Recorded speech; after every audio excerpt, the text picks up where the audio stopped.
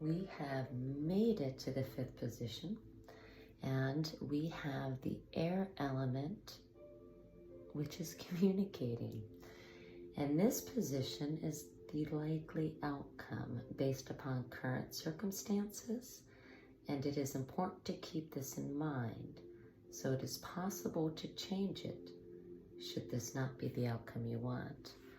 Well, anything with communicating in it is good for me. I appreciate communicating, so I imagine this is a card that I should resonate happily with.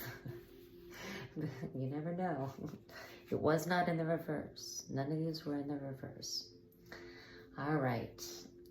All action results from thought, so it is thoughts that matter. Sai Baba. Think it over first. Put some mental effort into it before you put your talk into action.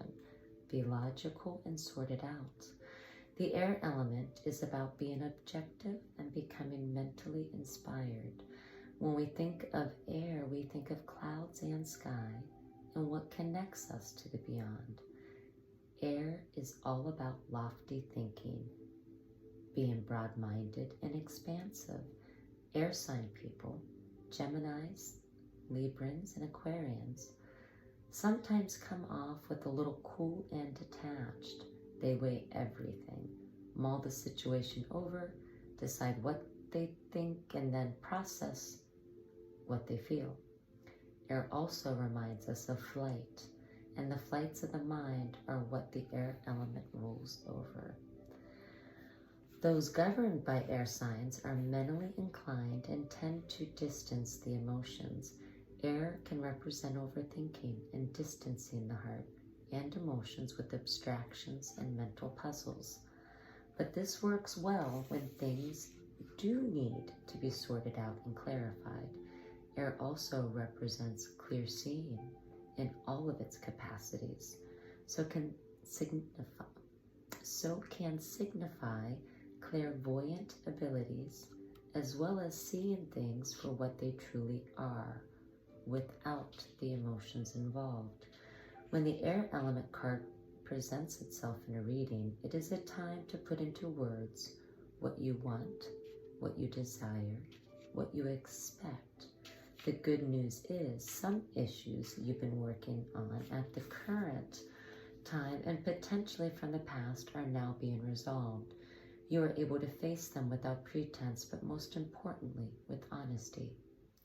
Air is all about being quick on your toes, how curious you are, and how ingenuous.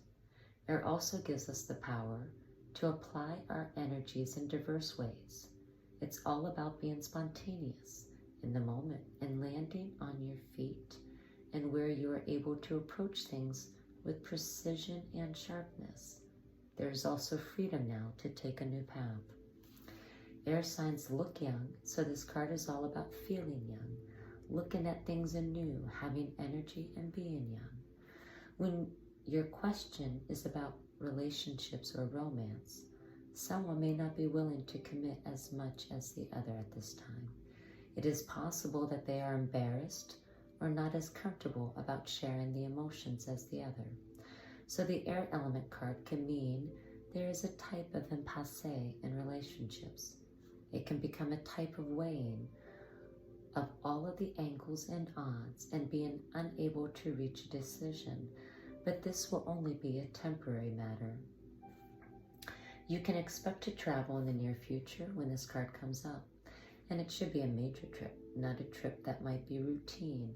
It will take planning, and air travel may be involved. Learning about new things will also feature, either through cultural experience or visiting educational places. Mountainous regions may also play a part. Sometimes this card simply means ambition and the need to soar as high as you can, which is now possible more than ever before. Ideally, this card indicates the power of manifestation, the magic of the mind, and thought bringing ideas into being. What you think might be can happen, so guard how you think and be especially careful as to the words you choose. to spell a word. That is to say a word, is to cast a spell. The ancients knew the words held magic within them. So do thoughts. If nothing else, the air element card indicates that your mind and words have power, and use them well. And there's a chance I might have, could have used reading this yesterday. So what would it be?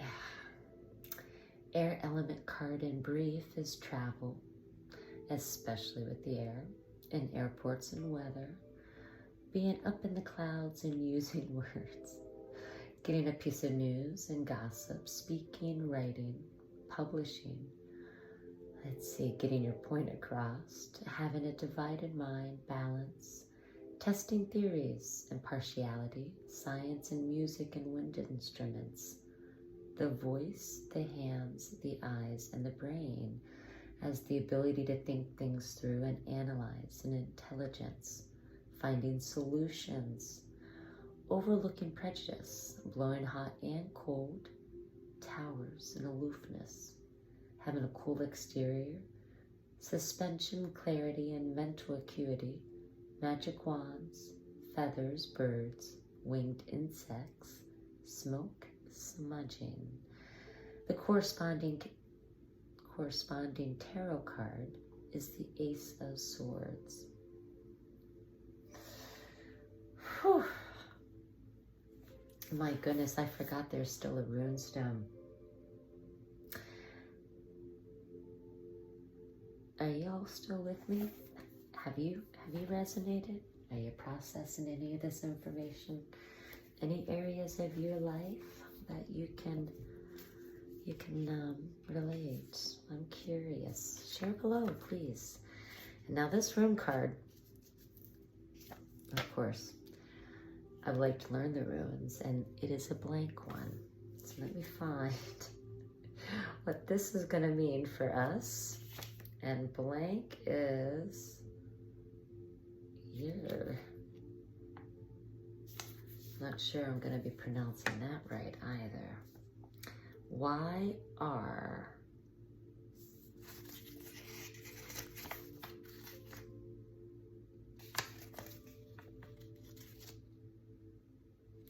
Oh, well, this stands for the yew tree and eternity. New direction, radical change, complete success, maximum protection. This particular rune does not correspond to a period of the year or hour, but is rather a time out of time. Well, now that is the energy that crosses the entire reading.